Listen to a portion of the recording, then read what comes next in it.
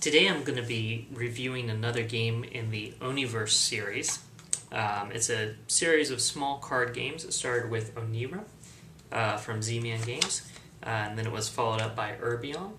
And now the game I'm going to be looking at today is called Sylvion. All three of these games are small card games from the same designer, and they're intended primarily to be played as solo games. They all contain rules to play with two players, but really they're designed to be solo games. So I'm going to look at Sylvion. I'm going to show you a little bit of the components, give you an overview of how the game works, and then I'll come back with some closing comments. Alright, so the first thing I want to show you is the box itself, the packaging. You open this up and you have a pretty interesting little effect here. It's almost like reminds me of like a pop-up book. You have these different panels that fold out. You have some fire, some more fire, and then we have this one that comes down. And here you can see is the rule book, and underneath that are the components of the game. 2 stacks of cards and this little Ravage token.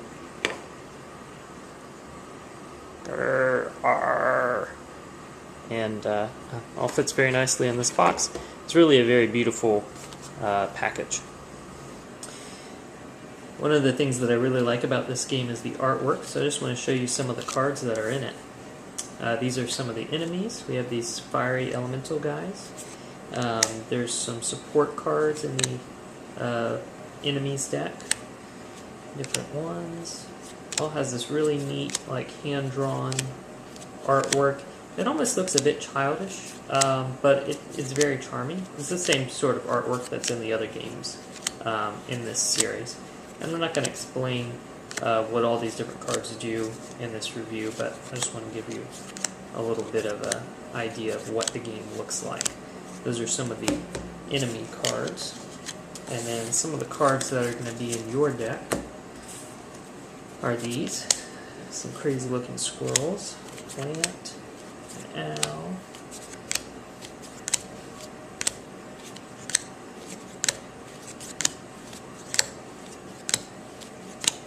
Alright, so hopefully that gives you some idea of the art's work and the just the style and the atmosphere of the game. Alright, so the game really includes rules for a basic game, then an advanced game, and then a couple of different expansions that you can add to the game. I'm going to show you how the base game works with some of the expansions, or rather I should say the advanced game. The basic game just takes out a lot of the cards. It's much simpler. It's basically a learning game, although I actually found it to be more challenging than the advanced game without the expansions. But anyhow, moving along to the advanced game, the first thing you do in the advanced game is what they call the Mobilization Phase. And this is where you're building your deck of defenders that you're going to use to defend the forest. And how that works is you have a stack of 12 what they call edge cards. These are going to be used for another purpose in the main part of the game, but during Mobilization Phase, you just shuffle these up, put them in a stack. You take all the possible cards that could go into your defender's deck, you shuffle them up and create a stack over here. And then what you do is you play through this Mobilization Phase where you take 4 cards and you put them out like so. Alright, and then you choose one of these 4 cards to go into your deck. So I'm going to grab this elephant card, and I'm going to put that's going to go in my deck. Then what I'm going to do is I'm going to bring out 4 more cards, and these are going to form columns like this. So the one card where I already took a column from, it's only 1 card, but now you can see that these are starting to add up and you're getting some columns here. Now you take one of these edge cards and you flip it over, and the edge card has a number up here, 1 through 4, and that tells you which column you're going to discard. So that's a 1. I'm going to discard that column. Those cards, I just throw them back in the box. They're going out of the game. Then I go back and I bring out 4 more cards, building these columns farther.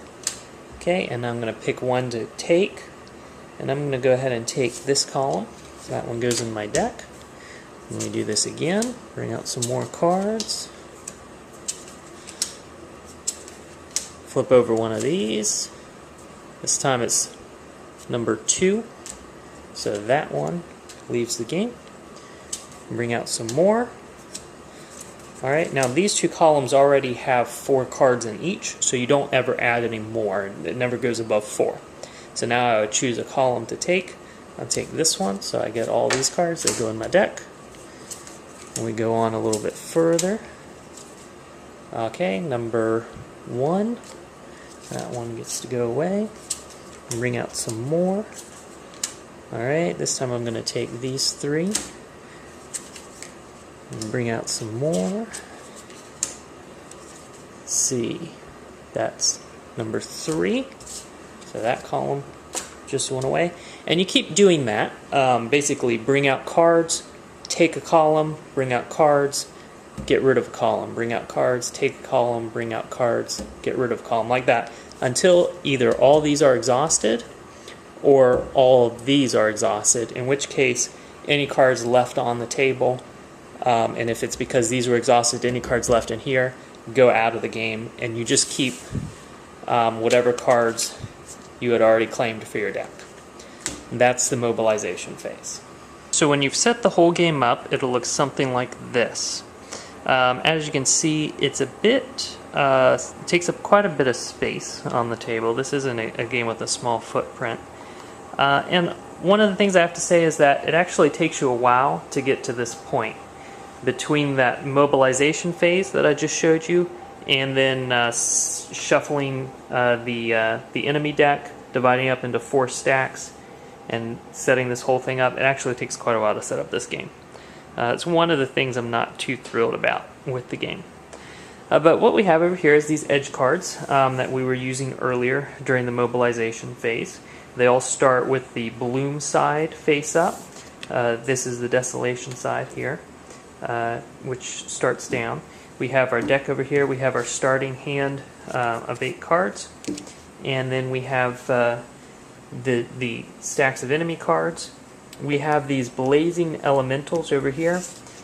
These are all identical. On one side they have a strength of 3. On the other side they have a strength of 4. These ones are 2s on one side and 4s on the other.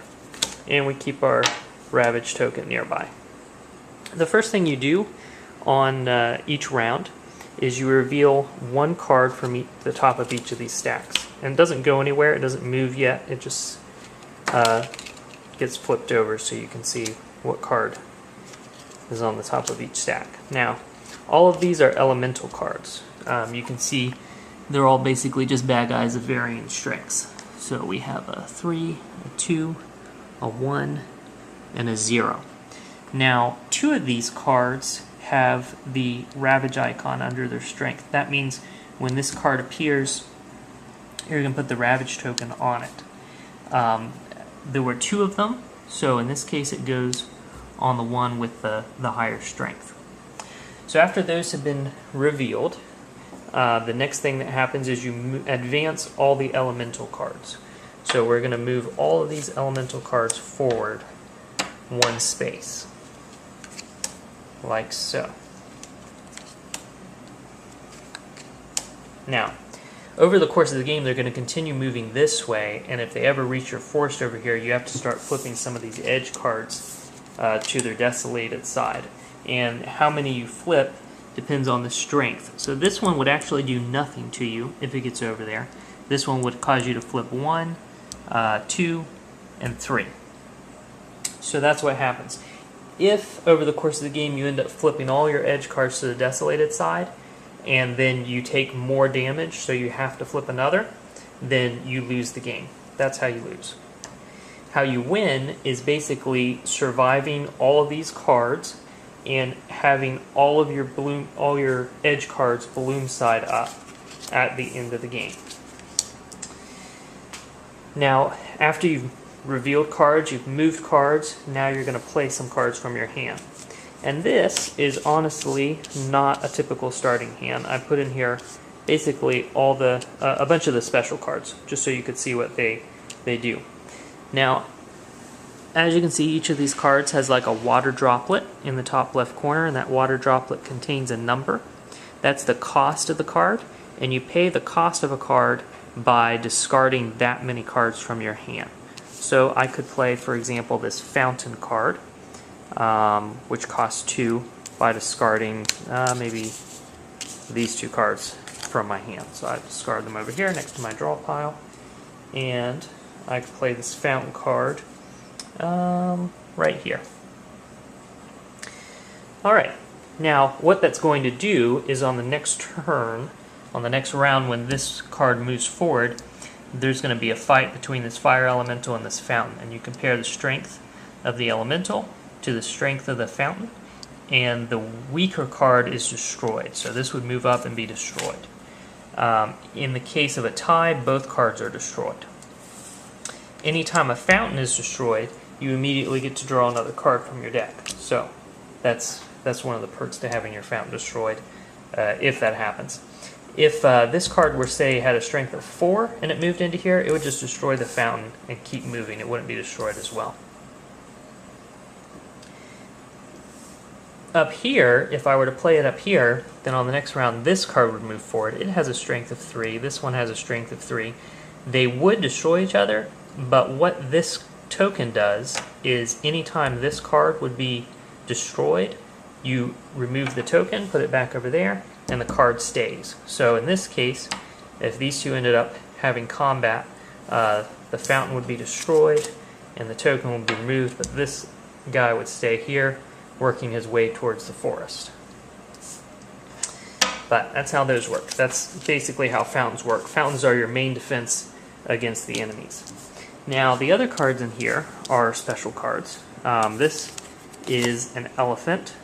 He costs 1, and he lets you destroy any elemental. Doesn't matter the cost, so I could just play that card to get rid of this guy if I wanted, and this card would just be discarded, along with whatever card I used to play its cost.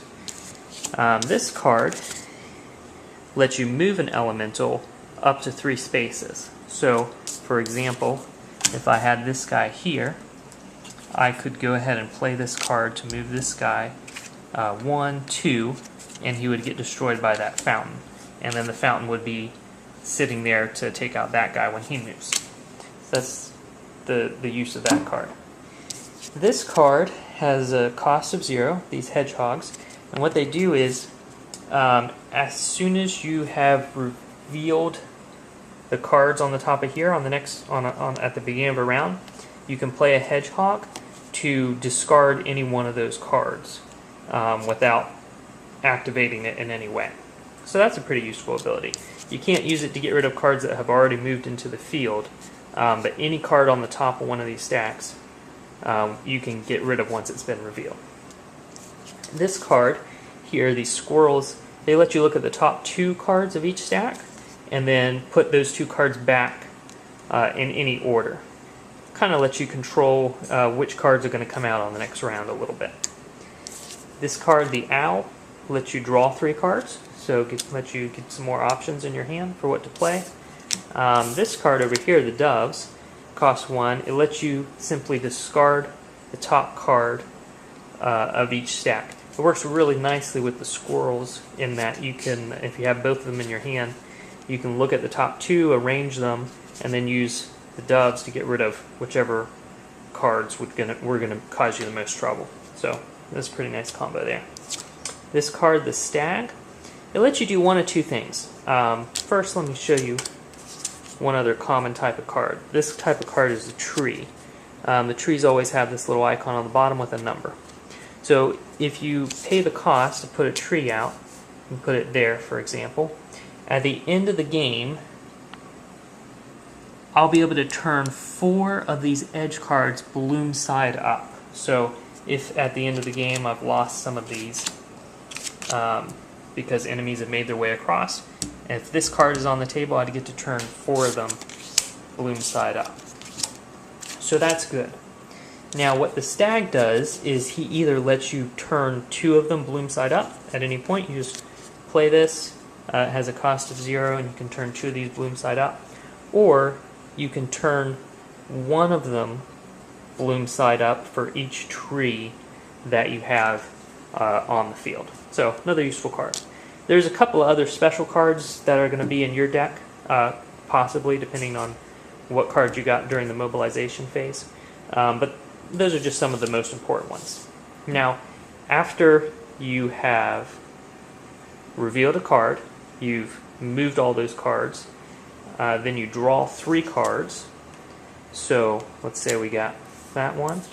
Okay, this is a card that might end up in your deck. It's actually Betrayer. And when you draw this, you either immediately discard it, or you take it and one other card of your choice, and you remove them from the game completely. So you'll never have to worry about drawing that again, but you lost one of your other cards. Now, that isn't always a bad thing, because sometimes you can use that to make your deck smaller, which means that you'll get to the cards that you want more often.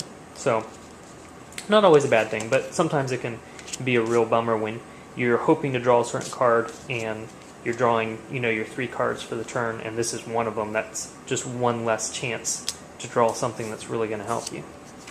So you're going to draw some cards, you're going to play some cards, maybe put out some trees, put out some fountains, maybe play some of these special cards for their effects, and then it's going to move to the next round. So on the next round, we're going to flip over another card from each of these. And these are all cards that have special effects. So this one turns all of your elementals that are in play into blazing elementals, and that's what these are for. And it always goes up in power by 1, except in the case of a 0. So this 3 would get discarded, and you would replace it with a 4. And you can see that has a strength of 4, and this always carries over. When that happens, it gets put on the new card. This would get discarded, and you put a 3 out there. And then the 0s are unique in that they get discarded and replaced by a 4, rather than just going up by 1. So this one would also be replaced by a 2. So now all of those are a lot more dangerous. And this card, after you've resolved it, would get discarded. This card makes it so all your elementals that are currently in play just move up 1. So now they're going to move up more, perhaps, than what you were expecting in the round. This one forces you to make a choice. You can either discard 1 card at random from your hand, or you can discard 2 cards of your choice. This one has you either remove 1 card from your discard pile at random, it just goes out of the game completely, or you can do 2 cards of your choice. This effect also happens when your deck is depleted.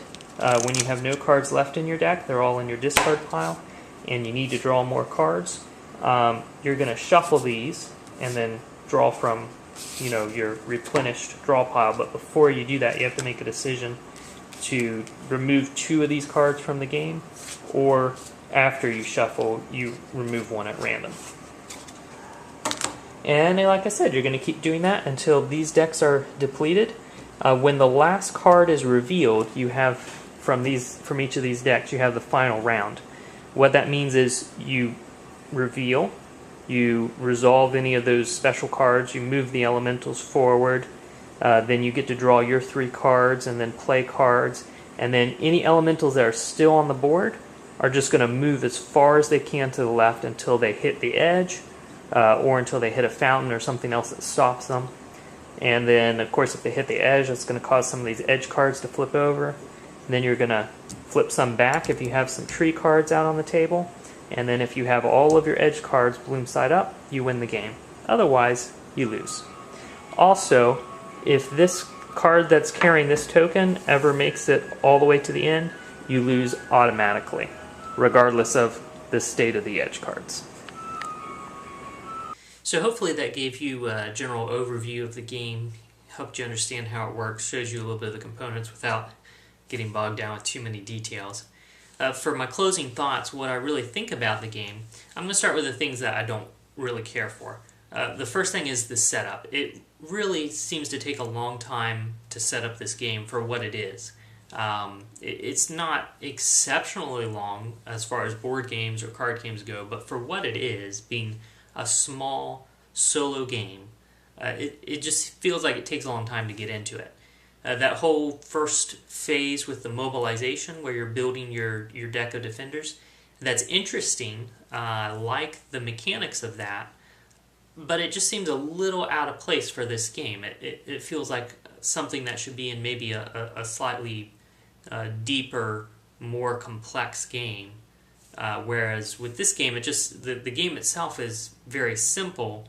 That just seems like an odd first step that really becomes like almost. It's not quite a first half of the game. Maybe more like the first quarter to fifth of the game. But it just feels, I don't know, it's like it's a little too much for what the game really is. I'd much rather be able to get into the game more quickly. Perhaps a mechanic where you do build your deck of defenders at the beginning, but you build it by grabbing maybe some tree cards and some fountain cards, and then throwing in a dozen of the animal cards of your choice, the cards with the special abilities. Something like that I think would be more appealing to me. Also, the iconography of the game, none of the cards have any text on them.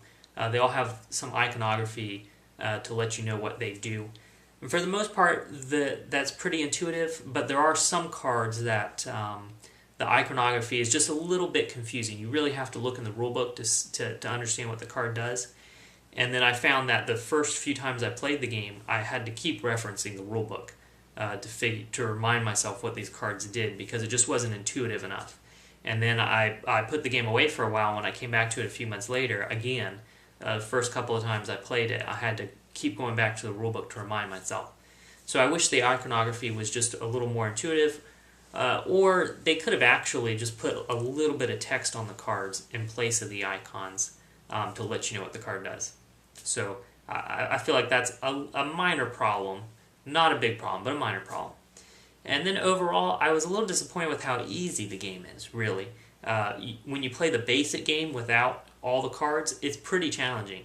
But then as soon as you play the so-called advanced game, which is really how you should play it all the time, then it becomes really easy until you put in the Ravage token. Once you put the Ravage token in, it becomes challenging again. But up to that point, even the other two expansions don't really make it any more challenging. They make it a little more interesting, but not really more challenging. So overall, I would say the game is fairly easy until you put that Ravage token in. That makes it a little more challenging. But the things that I do like about the game, I really like the artwork. As with all the other games in the series, the artwork has a really neat style. It's almost childish and kind of whimsical, but just really charming. Really conveys the idea of this strange dreamland where these games are supposed to be taking place. And I like the fact that it's a solo game. I just can't seem to find the opportunities to play games with friends as often as I would like to play games, period. And so a solo game like that, which is relatively inexpensive, it's relatively small, so it's not too hard to take with you. For that reason, I like it a lot. I like having some small solo games that I can play like that. Now, there is kind of a mixed thing with the spatial element of the game, how you kind of set up that grid, and then you have the cards moving across the grid. I think that's neat. I think it's neat to have a card game with that spatial element, but again, it makes it so the footprint of the game is rather large. Makes it so you can't set it up just anywhere. You pretty much have to have some kind of card table or dining room table or something like that to play it on.